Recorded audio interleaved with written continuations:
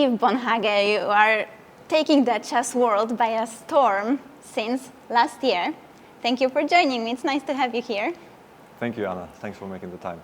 You have been the official photographer at the main FIDE events for the last year, the candidates in Madrid, the Olympiad in Chennai, the match in Astana, and now the Women's World Championship. What is what you would like to highlight from these events, and which one was more exciting to shoot? Well, you start straight off with a very difficult question. Who would have thought a year ago? I think all events are exciting in their own way. I mean, you have the candidates where everybody is battling for that final spot. It's very intense. The location in Madrid was amazing. I mean, the venue was beautiful for a photographer to work at. Then you had India, where there is this incredible chess boom, and to see an Olympiad with all these different nations has its own beauty. You can literally find every possible nation being represented, which is very cool. And then, of course, a highlight from that event itself was the first move of the first day. The media attention was so high. It was everything you can expect from a country like India. Then you had the World Championship match between Ding Liren and Jan Nepomniachtchi in Astana, which was very cool as well. It was very different because one table only for a long amount of time. Again, the venue was very beautiful. Kazakhstan was a great country to host, and it was very nice to spend so much time with two players and get to know them without ever speaking to them. The difficulty obviously is that you only have one table compared to the Olympiad, where you have hundreds of tables, or the candidates where you have 8. But yeah, that's a highlight as well. And now China with the Female World Championship match. For somebody who has lived several years in Asia, I'm happy to be back, and I enjoy the variety of locations, as we have 2 cities. We have Shanghai and Chongqing.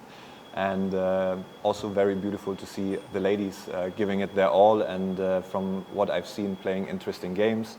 Yeah, they're all interested. That's my short answer. So you will not choose which one was the most exciting? They're beautiful, all in their own way.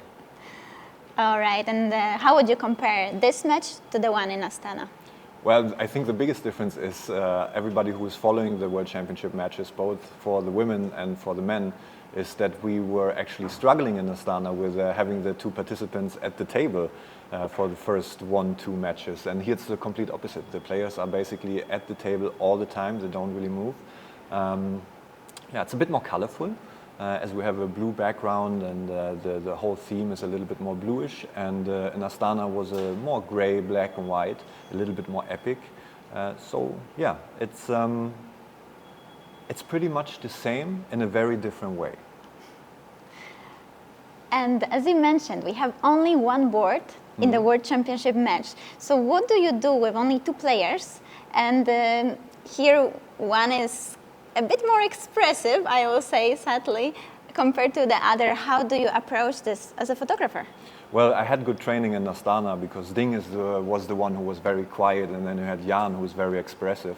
And yeah, Lei for me is the Jan Nepomniachtchi of this match. He's very expressive. Sorry. And maybe it's both. Maybe it's both. And yeah, that makes it obviously more interesting for photographer, as you see all these different expressions. You can read what's going on, while Ju is very focused, and with her you have to camp a little bit more, which means you have to stay on one spot and wait for this one opportunity where you might be able to read what's going on in her head. So yeah, a lot of work, a lot of camping, as I like to call it, a lot of sitting around and waiting for the right opportunity. And then, yeah, trying to show what's going on in the head without actually seeing it on the table. That's the goal, and that's the approach I try to do. As you mentioned, you have lived in Asia for a couple of years, and what is that you like the most about those 2 cities that we are in during this match, Shanghai and Chongqing? Well, Shanghai, I've been to Shanghai before. It's incredible what the humankind is capable of building. I mean, it's such a large city, and the people are super friendly, and I like to see how how such a big city can work, like in a flow. And then you have Chongqing, who's a little bit the opposite. It's more nature, it's more on the mountain, it's more green, it's a little bit more local. I heard the hot pot here is incredible. That's basically what I came for. All right, that's nice to hear. And from here, you will travel for the World Cup in Baku. That will be your first experience, as far as I know, as a photographer in a knockout tournament. The tension is probably quite high in such an event. How excited are you for this opportunity, and do you have some specific plans for this one? Well, I was super excited for this event until my colleague David Yada called it the Grand Slam of chess photography. Now I'm more nervous, but obviously I'm looking forward. And yeah, with the knockout stage, it's a totally different environment. I'm looking forward to what I can do, how close I can go. I have a few things in mind, but I also like to surprise the audience. So yeah, you can stay tuned and wait for some interesting concepts I have in my mind. All right, well, in that case, we are waiting for all your surprises. But for now, let's see some exciting shots from this tournament as well. Good luck with the hunt for the amazing pictures, and thank you so much, Steve. Thank you, Anna. Thank you for having me.